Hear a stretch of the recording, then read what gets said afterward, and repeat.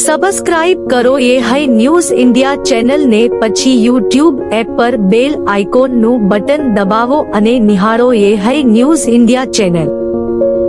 Audio Jungle. Banaskantha જિલ્લાનો વાવનો સરહદી વિસ્તાર આંતરરાષ્ટ્રીય અને આંતરરાજ્યની સીમા ધરાવતો વિસ્તાર છે, જ્યારે સરહદી આકોલી વિસ્તાર એ માવસરી વિસ્તારમાં આવેલું છે, જે રાજસ્થાનથી નજીક પડે છે.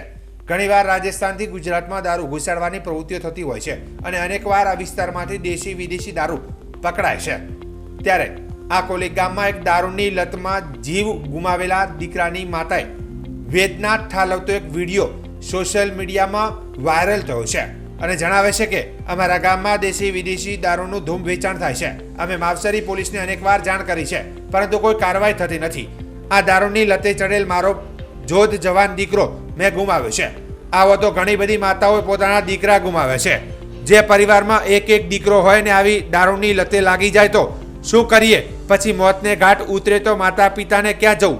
જેથી વહેલી તકે સરહદી વિસ્તારમાં દારૂ બંધ કરવાની માંગ છે, કારણ કે અનેકવાર રજૂઆત કરી છે, કોઈ સાંભળતું નથી અને કોને કહીએ, જેને કહીએ એ પણ વાત સાંભળતા નથી તેવી રાવ ઉઠવા પામી છે.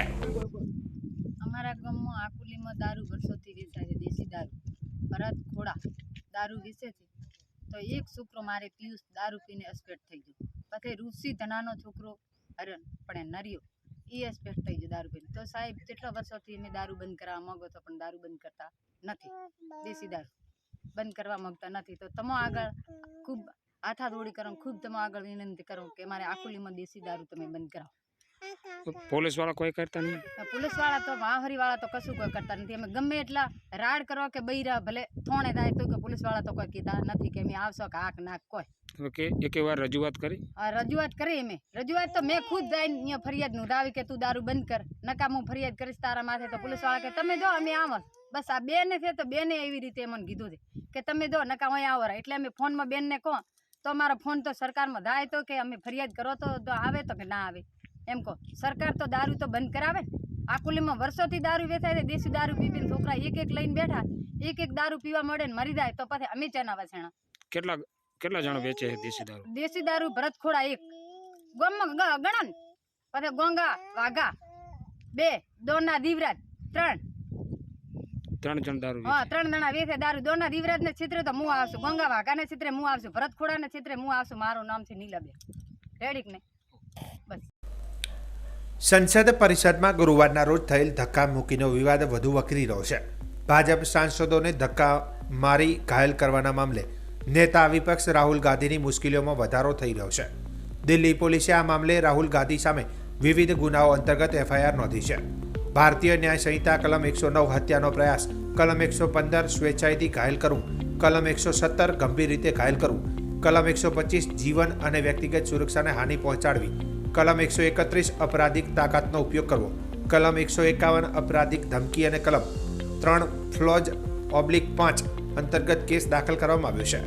આ કલમો અંતર્ગત કેટલાક લોકો ભેગા મળીને કોઈ ઘટનાને અંજામ આપે છે તો દરેક લોકોને તે ગુના માટે દોષી માનવામાં આવે છે.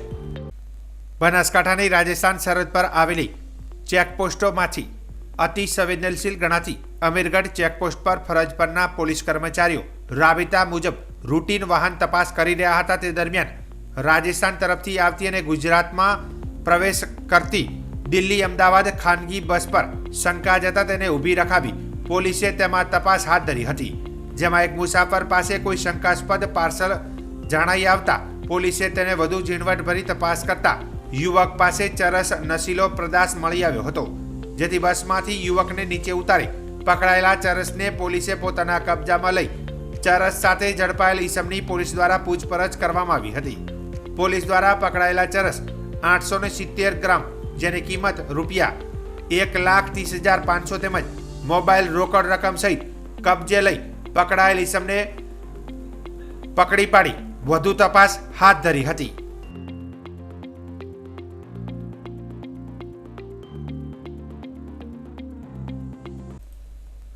થરાદ બાર એસોસિએશનની ચૂંટણીમાં પ્રમુખ તરીકે આર.ડી. જોશી વિજય થયા. આજરોજ થરાદ બાર એસોસિએશનની ચૂંટણી યોજાઈ હતી, જેમાં પ્રમુખ તરીકે કુલ 3 ફોર્મ ભરાયા હતા, જેમાં કુલ 82નું મતદાન થયું હતું. જેમાં 50 વોટ RD જોશીને અને 28 વોટ અજયભાઈ ઓઝાને અને 4 વોટ દેવજીભાઈ સોલંકીને મળ્યા હતા. આમ RD જોશીને 22 વોટ વધુ મળતા વિજય થયા હતા અને ઉપપ્રમુખ તરીકે મહેશભાઈ હડિયલ વિજય થયા હતા, જેમાં ઉપપ્રમુખ તરીકે મહેશભાઈ હડિયલ વોટ વધુ મળતા વિજય થયા હતા. ત્યારે લોકોએ બાર એસોસિએશનના નવા હોદ્દેદારોને શુભેચ્છાઓ પાઠવી હતી. બનાસકાંઠા જિલ્લાના થરાદ વિસ્તારમાં જાણે તસ્કરોને મોકળું મેદાન મળી ગયું હોય તેમ ચોરીના બનાવો બનતા હોય છે. ત્યારે થરાદ વિસ્તારના ઢીમા રોડ ઉપર ખેડૂતના રહેણાંક મકાનમાં ચોરી થઈ હતી, જેમાં ઘરમાં રાખેલ પેટી તસ્કરો ઉઠાવી ગયા હતા અને રોડની બાજુમાં રાખી ચોરી કરી ફરાર થઈ ગયા હતા. બનાસકાંઠા જિલ્લાના સરહદી થરાદ તાલુકાના ઢીમા રોડ ઉપર રહેતા ચુડમેર ગામના શિવાભાઈ વરણના ખેતરમાં રાત્રિના સમયે કોઈ અજાણ્યો ચોર શખ્સો ઘરમાં રહેલી પેટી ટંક લઈને ફરાર થઈ ગયા હતા, જેમાં રહેલ સોના ચાંદીના દાગીના સહિત 18,000 રૂપિયા રોકડા સહિત લઈ ફરાર થઈ ગયા હતા. જેને પગલે થરાદ પોલીસને જાણ કરતા થરાદ પોલીસ ઘટના સ્થળે પહોંચી વધુ તપાસ હાથ ધરી હતી. મારું નામ વરુણ શિવાભાઈ સવસીભાઈ, ગામ चुड़बेर, तालुका थराद. हमारे खेतर में मेरे यहाँ से टीमा रोड है. हमारा खेतर ની અંદર हमारे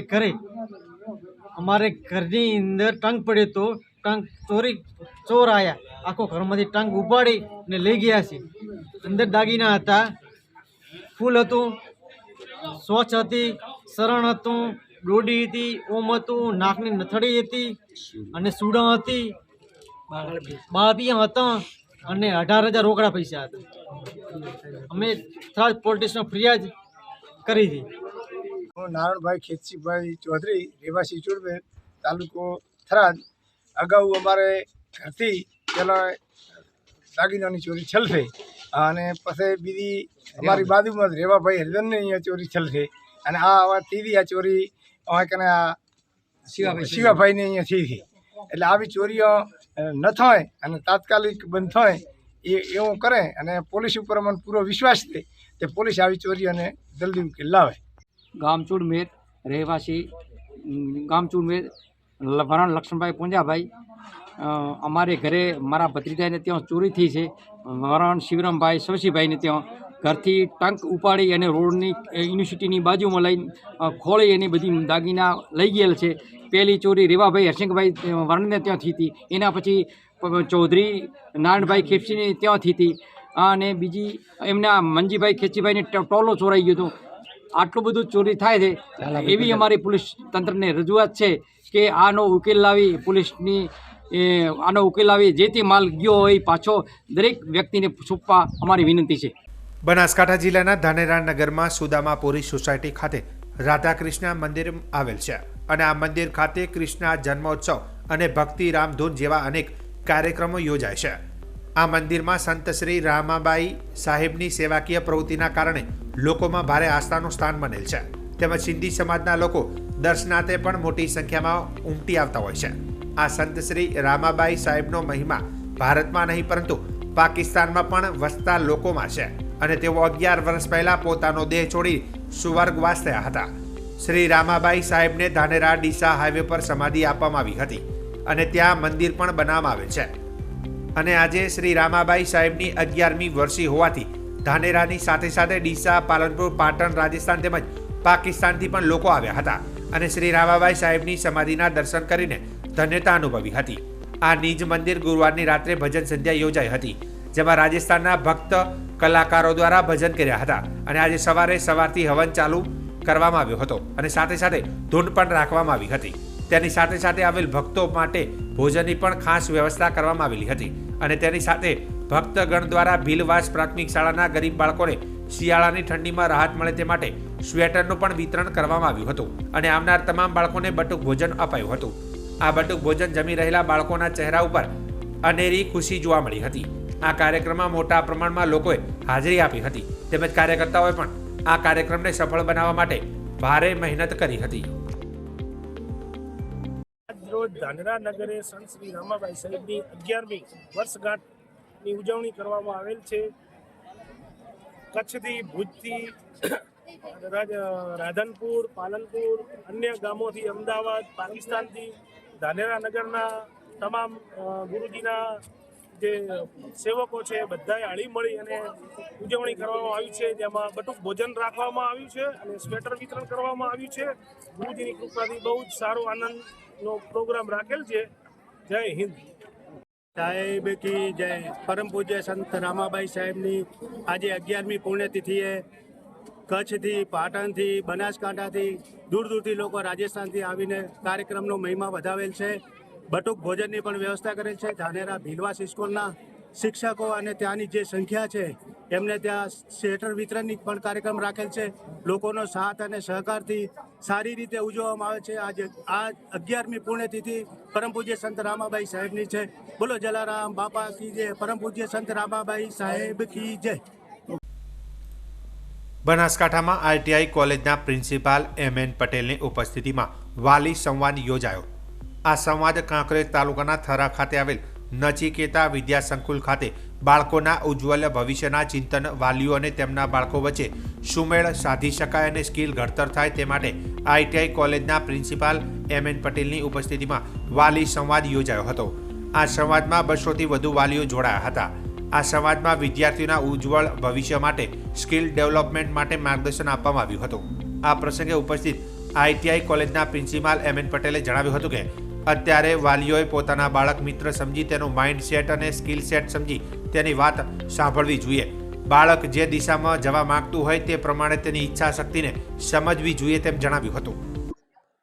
આજની આ નચિકેતા સંસ્કારધામ સંકુલમાં ભવ્ય વાલી સંવાદ કાર્યક્રમ યોજાયો, જેમાં દરેક વાલીઓએ આનંદપૂર્વક ભાગ લીધો, તેમજ શાળાના સ્ટાફ મિત્રો, તેના ટ્રસ્ટીઓ, સાહેબશ્રીઓએ સરસ મજાની હાલની ભાવિ પેઢીને જે શિક્ષણની જરૂરિયાત છે, ઇવન કે અપડેટ થવું કઈ રીતના હાલના સમયમાં વિદ્યાર્થીઓને ઓનલી ફોર ટકાવારીનું શિક્ષણ નહીં, ટકાવારીની સાથે સાથે જે જીવનના ઘડતરમાં જે શિક્ષણની જરૂર છે એની જે વિશેષ વાત કરી, એનો વાલીઓને આનંદ અલગથી આનંદ અને ઉલ્લાસ થયો.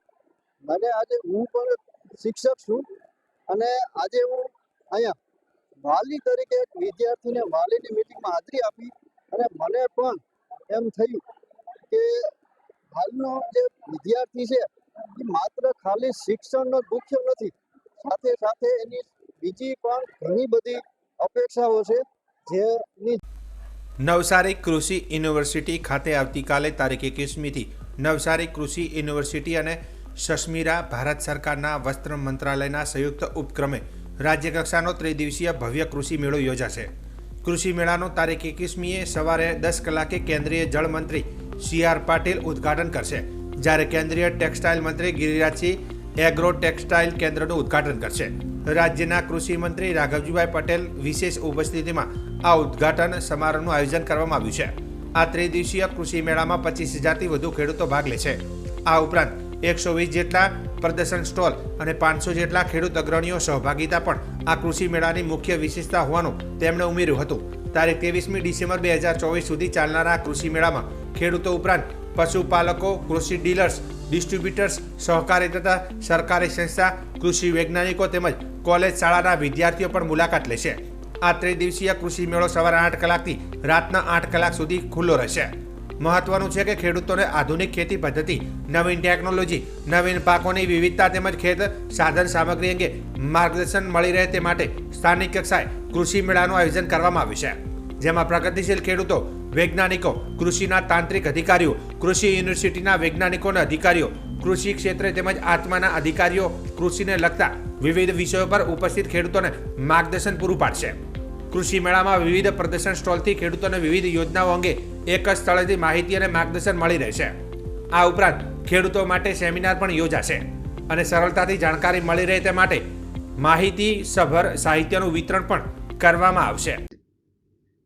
જી નમસ્કાર, હું ડૉક્ટર જીણાભાઈ પટેલ, કુલપતિ નવસારી કૃષિ યુનિવર્સિટી.